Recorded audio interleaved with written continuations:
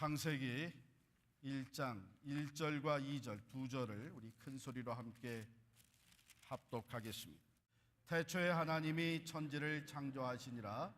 땅이 혼돈하고 공허하며 흑암이 깊음 위에 있고 하나님의 영은 수면 위에 운행하시니라. 아멘. 창세기 강의를 시작하면서 먼저 창세기 서론, 오늘 창세기의 개요를 여러분들에게 말씀을 드리겠습니다. 창세기가 전체 몇 장으로 되어 있죠? 50장으로 되어 있습니다. 창세기 50장을 우리가 공부할 때 크게 세 부분으로 나눠서 공부하게 되는데요, 전체 내용은 사실 크게 둘로 나눠져요. 창세기 1장부터 11장까지를 원시시대라 이렇게 묶어서 부르고요, 그 이유는 모든 것의 시작을 말해주고 있는 것이 1장부터 11장이기 때문에 원시시대라 이렇게 부릅니다. 또 12장부터 50장 마지막까지를 족장시대라 이렇게 불러요. 창세기 공부를 하게 되면 우리를 만드신 하나님을 좀 더 깊이 이해하게 되고 모든 것의 시작이 어떻게 됐느냐를 살펴봄으로 말미암아 우리가 하나님과의 그 본래 관계 회복에 큰 도움이 됩니다. 또 하나님이 지으신 세상을 새로운 안목으로 바라볼 수 있는 변화의 열매가 또한 우리에게 주어집니다.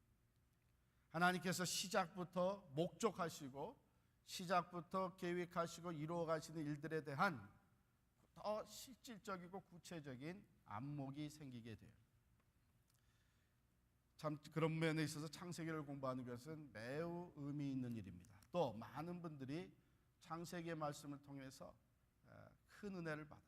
사실 창세기 공부는 우리 자신의 존재의 뿌리를 찾아가는 거예요. 어떤 분이 그렇게 얘기했죠. 자신의 뿌리를 모르는 사람은, 즉 자신이 태어나기 전의 일을 모르는 사람은 역사에 고하다, 그런 얘기를 했습니다. 창세기는 우리의 존재의 뿌리, 또 모든 것의 시작을 우리에게 알려주는 귀한 말씀이에요. 여러분, 아마 우리가 인생을 살면서 가장 중요한 질문이 있다면 아마 세대를 두고 모든 인간들이 묻고 또 그 답을 발견하기 위해서 애썼던 질문이 있다면 내가 어디서부터 왔느냐, 내가 어디서부터 왔느냐, 또 내가 어디로 가느냐, 그럼 내가 왔다가 가는 그 과정 속에서 나는 무엇을 목적으로 사느냐, 이것이 아마 우리 인생의 가장 중요한 질문들일 것 같은데 우리가 창세기를 공부하면서 바로 그것을 발견하게 됩니다. 그 질문들에 대한 답을 우리가 말씀을 통해서 발견하게 돼요. 하나님의 말씀은, 이 창세기의 말씀은 우리가 분명히 하나님께로부터 왔다가 하나님께로 돌아간다고 하는 것을 우리에게 선포해 주고 있습니다.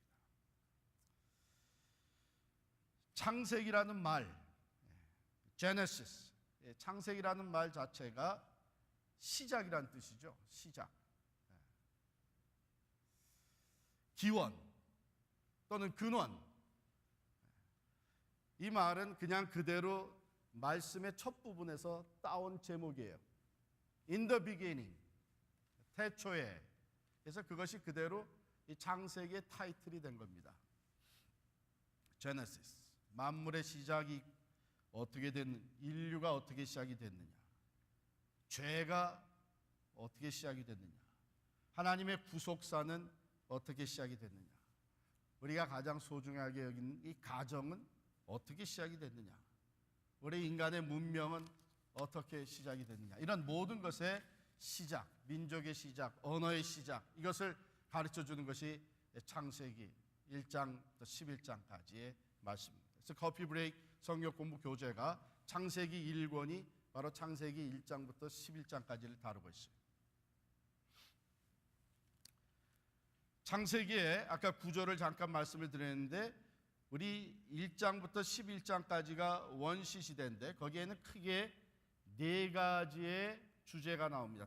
창조가 나오고요, 타락, 죄로 말미암은 타락이 나오고, 그 다음에 홍수의 심판, 홍수가 나오고, 그 다음에 바벨탑, 이 네 가지가 중심 주제가 됩니다. 1장부터 2장까지가 창조이고 3, 4장이 타락이고 5장부터 9장까지가 홍수를 다루고 있고 10장, 11장이 바벨탑을 다루고 있습니다. 그리고 12장부터 50장까지 족장 시대가 펼쳐지는데 여러분, 족장이 누구죠? 이스라엘의 족장? 예? 누구예요? 아브라함과 이삭과 야곱과 그 다음에 요셉, 이렇게 네 사람. 근데 또한 그 중에서 우리가 이 창세기에 나오는 사람 중에 삼조다, 삼조, 이렇게 또 명칭하는, 호칭하는 세 사람이 있습니다. 삼조. 첫 번째가 시조예요. 시조는 누구예요? 아담이죠. 모든 인간의 시작, 시조, 인간의 시조가 아담이에요. 그 다음에 세조가 있습니다. 이 세상 인류의 시조. 그래서 누구를 얘기하나 하면은 노아를 얘기합니다. 하나님께서 홍수로 다 심판하신 다음에 이 세상이 다시 구성되어지는데, 그래서 노아를 세조라 이렇게 얘기를 해요. 그리고 또 한 사람이 있는데 그 신조. 누구예요? 아브라함. 믿음의 조상 아브라함 신조라 이렇게 합니다. 그래서 12장부터 50장까지는 믿음의 사람 아브라함으로 시작이 됩니다. 아브라함의 얘기가 12장부터 23장까지 나오고, 그 다음에 이삭, 아브라함의 아들 이삭, 사랑받는 아들 이삭에 대한 얘기가 24장에서 26장까지 짧게 나와요. 그리고 27장에서 36장까지가 이스라엘 민족의 시작이 된, 이스라엘 족속의 시작이 되는 야곱의 얘기가 나오고, 마지막에 요셉, 환난을 통해서 영광으로 나타나는 요셉의 이야기가 37장부터 50장까지 나옵니다. 그리고 요셉은 예수 그리스도의 모형이었다 이렇게 얘기가 되고 있습니다. 자, 오늘 제일 앞부분 가보면은 태초에 하나님이 천지를 창조하시니라 그랬어요. 이게 성경에 하나님의 말씀, 이 성경의 제일 앞부분 7단어입니다. 태초에 하나님이 천지를 창조하시니라. 이것은 설명이 아니죠. 이것은 proclamation, 선포예요. 태초에 하나님이 천지를 창조하시니라. 성경은 이렇게 시작을 할 수 있어요. 어떤 설명으로 시작하는 것이 아니라 선포로 시작을 하고 있습니다. 이게 선포되어진 것은 내가 받아들이든지 거절하든지 둘 중에 하나예요. 하나님의 말씀이 태초에 하나님이 천지를 창조하시니라 이렇게 선포하는 것은 아주 중요한 의미가 있습니다. 하나님의 말씀은 그 시작부터 믿음으로 받아들이는 것이지 설명해 주는 것입니다. 물론 말씀을 이해하고 설명하게 돼. 그러나 맨 앞부분에 태초에 하나님이 천지를 창조하시니라 이 말씀을 믿음으로 받아들일 수 없다면 그 다음에 나오는 이야기들은 아무 의미가 없어요. 아무 의미가 없어요. 그래서 오늘 이 선포된 말씀을 조금 더 우리가 묵상해 보기를 원합니다. 이 태초에 하나님이 천지를 창조하시니라 이 말에 제일 먼저 우리에게 주어지는 메시지가 뭐냐면 창조주 하나님이 계시다고 하는 것입니다. 창조주 하나님이 계시다 하는 것입니다. 이 창조주 하나님은 유일신 하나님이십니다. 왜? 그분이 천지를, 여기서 얘기하는 천지는 그냥 하늘과 땅이 아니라 전 우주 세계를 얘기하는 건데, 그분이 창조하셨기 때문에 그분 외에 다른 존재들은 다 피조물입니다. 그러므로 하나님은 유일신이라고 하는 것이 여기에서부터 선포되고 있는 거예요. 창조주 하나님만이 유일하신 하나님이시다. 그 다음에 그가 창조주시라고 하는 것, 천지를 창조하셨다고 하는 것은 여기에 전능자라고 하는 것을 내포하고 있습니다. 그 하나님이라고 하는 단어 자체가 히브리 말로 엘로힘이라고 쓰여져 있어요. 엘로힘. 엘로힘은 전능하신 하나님을 말합니다. 그렇기 때문에 성경은 그 맨 처음 시작부터 유일하신 하나님이 계시고 그 하나님이 전능하신 능력으로 천지 만물을 만드셨다고 하는 것을 선포하고 있습니다. 그렇기 때문에 다른 신들, 모든 우상들과 엄격하게 시작부터 구별하고 있는 거예요. 하나님 외에, 천지를 만드신 하나님 외에 다른 모든 신은 다 우상이란, 거짓 신이란 거예요. 그래서 예레미야 10장 11절에 보면요, 너희는 이같이 그들에게 이르기를 천지를 짓지 아니한 신들은 땅 위에서 이 하늘 아래서 망하리라 하라. 오직 천지를 지으신 하나님만이 영존하시는 거예요. 천지를 짓지 아니한 신들은 땅 위에서 이 하늘 아래서 망하리라. 그렇게 선포되어 있어요. 또 시편 96편 5절에 보면요, 만방의 모든 신은 헛것이요 여호와께서는 하늘을 지으셨음이로다. 창조주 하나님 외에 다른 모든 신은 다 헛된 신이다. 모든 것이 하나님의 주권 아래에 있습니다. 또 태초에 하나님이 천지를 창조하시니라, 이 말은 만물의 비기닝, 그 기원을 그대로 선포하고 있습니다. 하나님께로부터 모든 것이 시작되었다. 시편 33편 6절에 보면요, 여호와의 말씀으로 하늘이 지음이 되었으며 그 만상이 그 입 기운으로 이루었도다. 하나님으로부터 모든 것이 시작이 되었다. 요한복음 1장 3절에도 그렇게 썼죠. 만물이 그로 말미암아 지은 바 되었으니 지은 것이 하나도 그가 없이는 된 것이 없느니라. 히브리서 11장 3절에도 믿음으로 모든 세계가 하나님의 말씀으로 지어진 줄을 우리가 아나니 보이는 것은 나타난 것으로 말미암아 된 것이 아니니라. 1장 1절에 만물의 기원을, 만물이 모든 것이 하나님으로부터 비롯된 존재들이다. 하나님으로부터 나온 만물이다.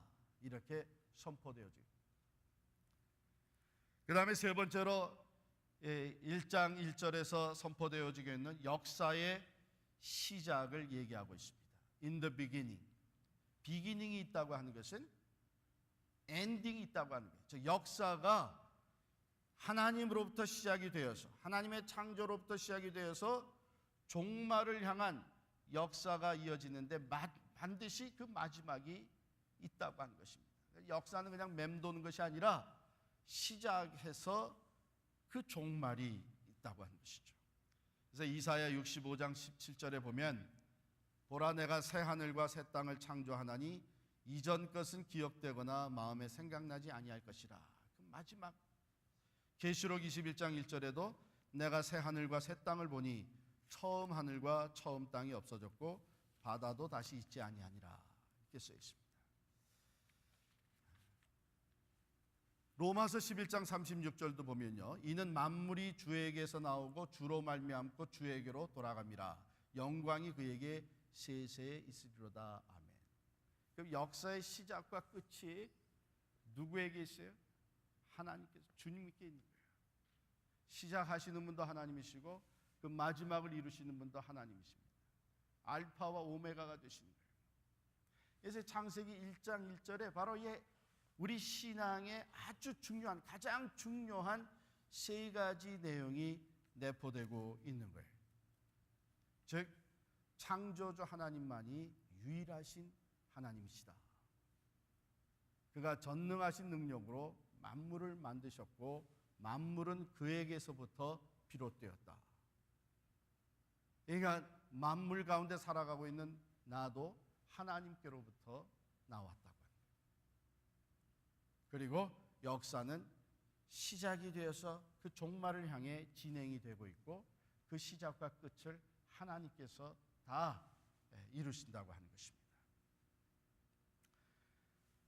이제 창세기 1장의 창조의 이야기를 살펴보면은 여러분께서 하나님이 창조하시는데 세 가지 방법을 사용하셨다 하는 것을 보게 돼요. 2절 말씀에 보면요, 땅이 혼돈하고 공허하며 흑암이 깊음 위에 있고 하나님의 영은 수면 위에 운행하시니라, 이렇게 되어 있어요. 혼돈과 공허와 흑암, 그 가운데 하나님의 신이 수면에 운행하시니라. 자, 첫 번째 하나님이 창조하신 방법은 무에서 유를 창조하신 겁니다. 1장에 보면요, 창조라는 말이 3번 나와요. 1절에 나왔죠? 하나님이 천지를 창조하시니라.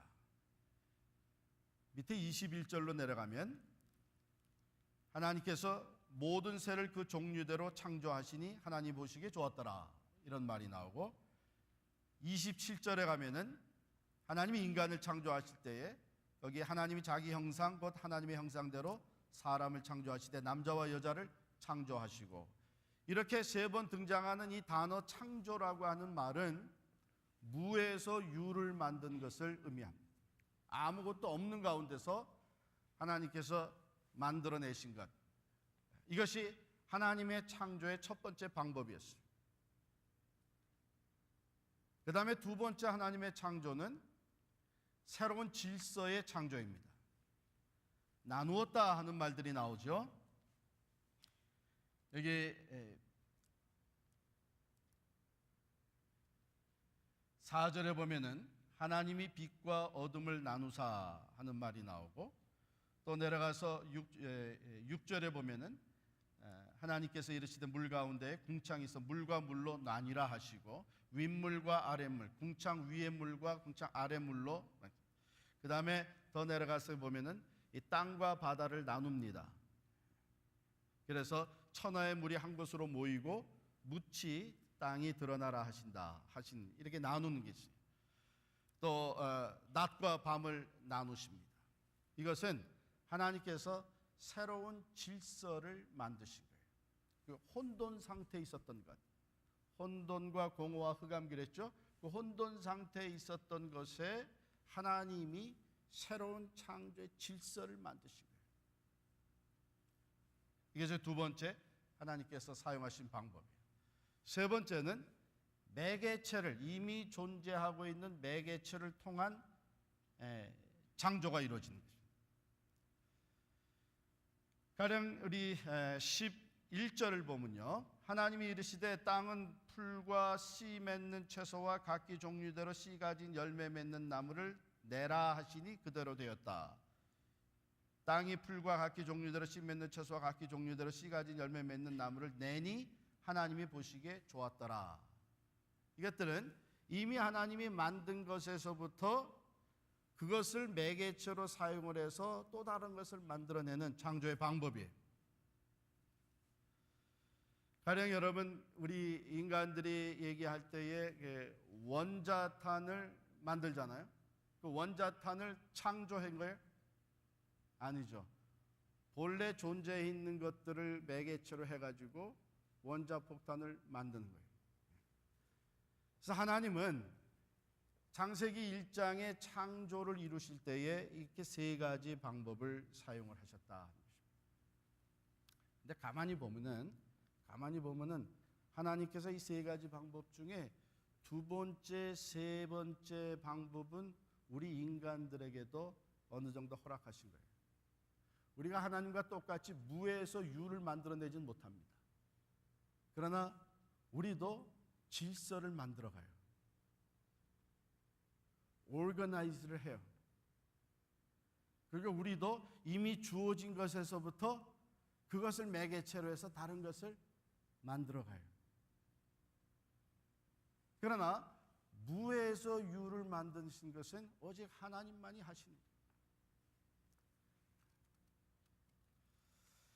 자, 이것이 우리 창세기를 시작하면서 우리가 먼저 이해하고 또 알고 있어야 되는 아주 기본적인 내용들입니다. 물론 이제 우리 다음 주 수요일에는 창조의 이야기를 하나씩 다루면서 우리 커피 브레이크 창세기 1권의 일과를 우리가 다 말씀을 나누게 됩니다.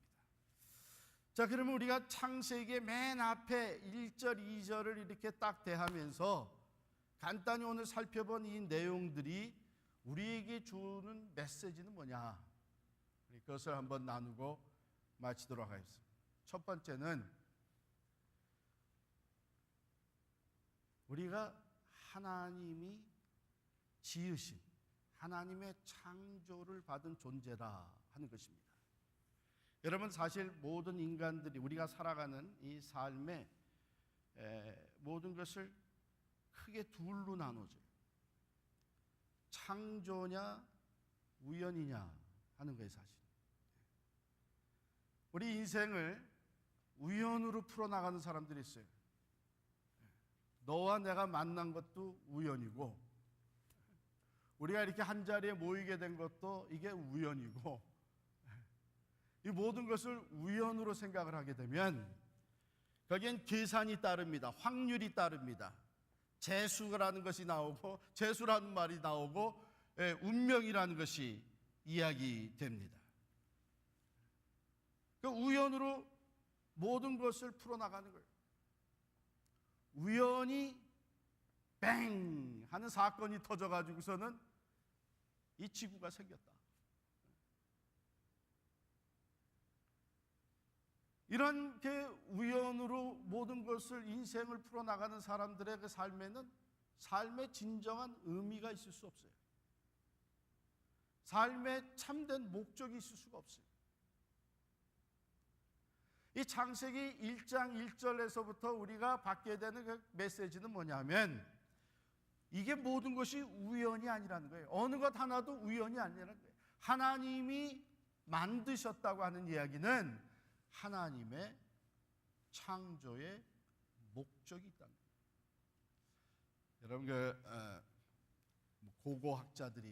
고고학자들이 옛날 유물 같은 거를 이렇게 파헤쳐서 박물관에 갖다 놓고 스타디를 하고, 그러면서 그 당시에 생활 풍습이 어땠겠느냐, 그 당시에 사람들은 어떠한 생각을 가지고 살았겠느냐, 이런 것들을 거기서 다 찾아냅니다. 이 땅에서 파헤쳐낸 옛날 유물들을 가지고 말이에요.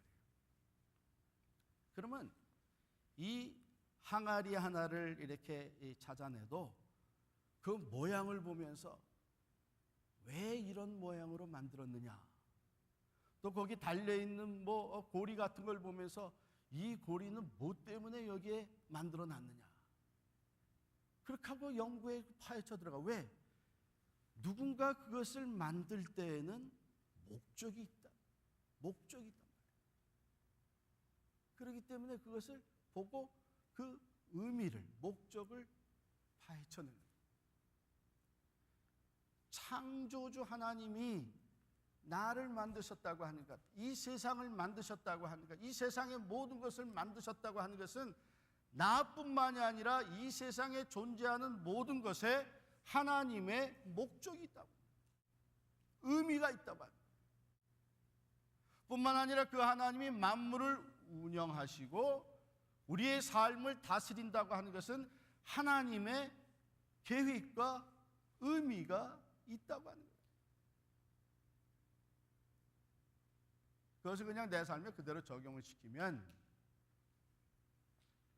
하나님이 나를 이 세상에 만들어 보내신 목적이 있고, 내가 지금까지 살아온 삶의 여정에 하나님의 계획과 하나님이 뜻하신 바가 담겨져 있고, 앞으로 내가 살아가는 그 삶의 여정에도 하나님이 원하시는 목적이 있다고 하는 것이죠. 이게 창조의 신앙에서부터 비롯되는 우리의 삶이에요. 의미예요. 또 한 가지는 하나님이 나를 만드셨다고 하는, 하나님이 나의 창조주가 되시고 나는 그 하나님이 지으신 피조물이 된다고 하는 이 사실 하나에서부터 하나님과 나와의 맺어진 사랑의 관계가 있다고 하는 것입니다.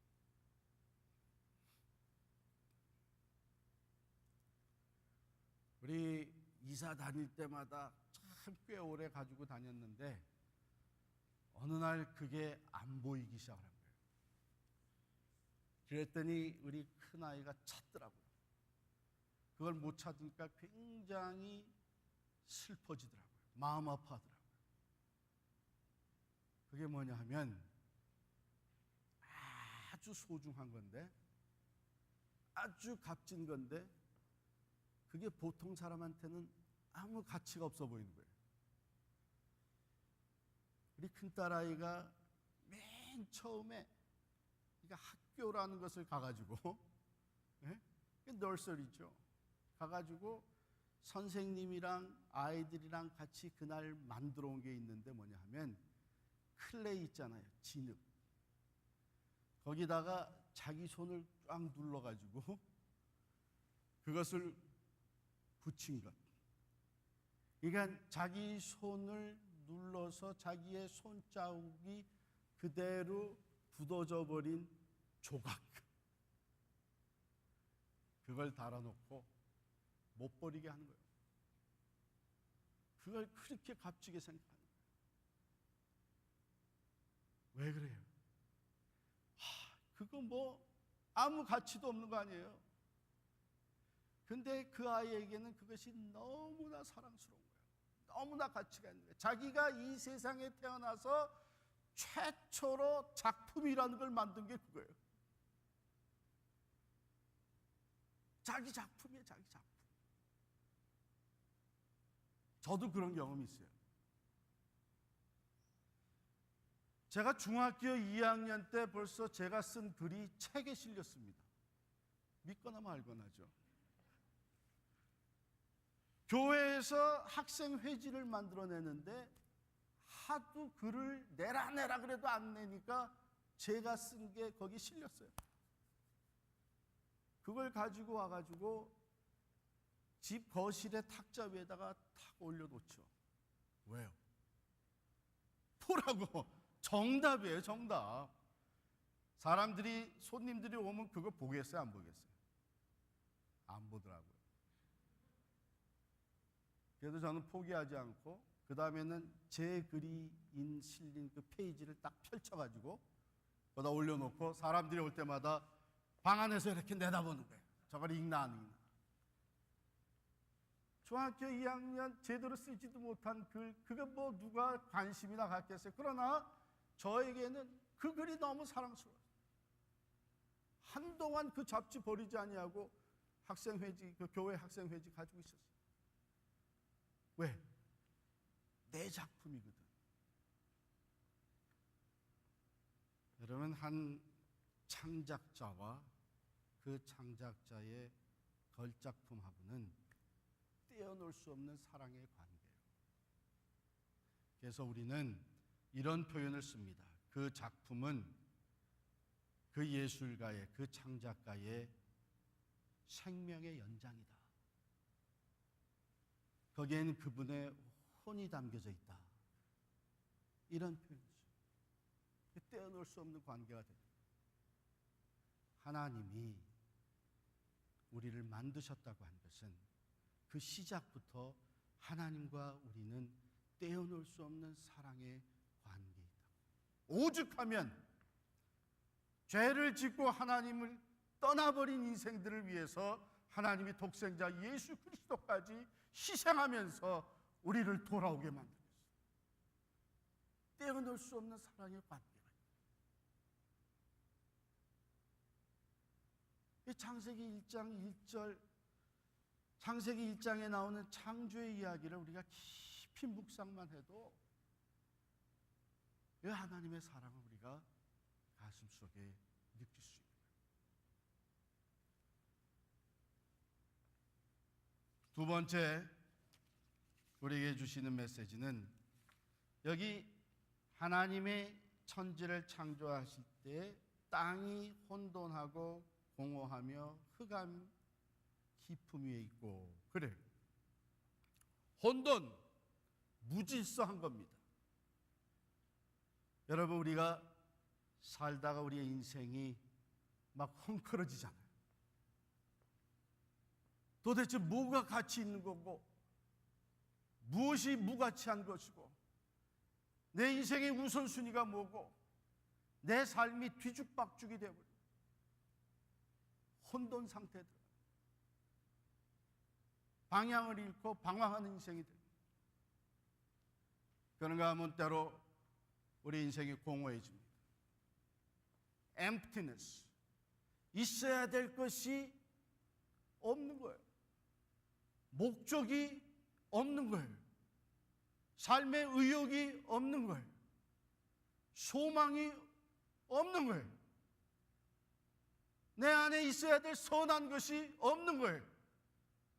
생명력을 상실한 거예요. 공허해지는 거예요.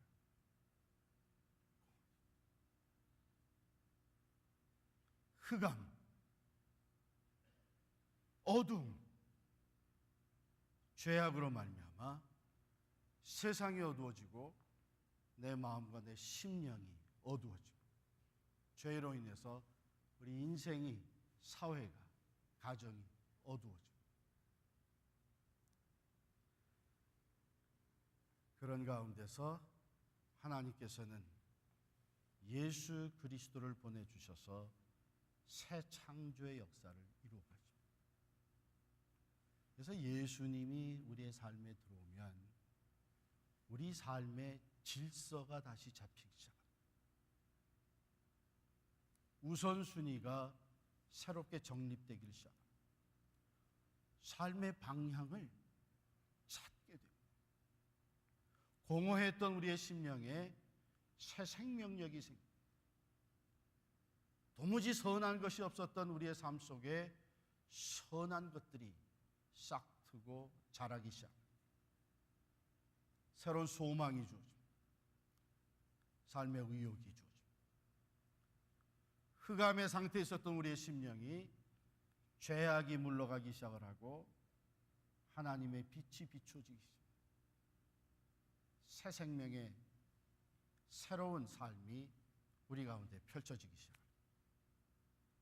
바로 이것이 예수 그리스도를 통해서 우리의 삶에 주어지는 재창조, 새로운 창조의 역사입니다. 그런데 여기 보면은 아주 귀한 표현이 나와요. 땅이 혼돈하고 공허하며 흑암이 깊음 위에 있고 하나님의 영은 수면 위에 운행하시니라. 여러분, 이 하나님의 영이 그 수면 위에 운행하시니라고 하는 표현이요, 이게 어떤 표현인 것 같아요? 왔다 갔다 하신다는 표현인 것 같아요. 하나님의 영이, 하나님의 신이 우리 위에 운행하시다, 이 표현의 본래의 뜻은 암탉이 계란을, 달걀을 품고 있는 것을 얘기해요. 혼돈과 공허와 흑암의 상태를 하나님의 영이 품고 있다. 여러분, 암탉이 달걀을 품고 있다 보면 결국 어떤 일이 벌어져요? 거기서 병아리가 나옵니다. 새 생명이 나옵니다. 하나님의 영이, 창조의 영이 흑암과 공허와 혼돈 상태에 있는 그것을 품고 있어요. 그러시다가 거기서 빛이 있으라 하시니 빛이 생깁니다. 창조의 역사가 시작합니다. 여러분과 저의 삶이 아무리 어둡고 혼돈과 공허에 있다고 할지라도 하나님의 영이 우리를 품고 암탉이 병아리를 품듯이 하나님이 사랑으로 우리를 품고 계시는 한 그 안에서는 새로운 창조의 역사가 일어나게 되는 거예요. 사랑하는 성도 여러분,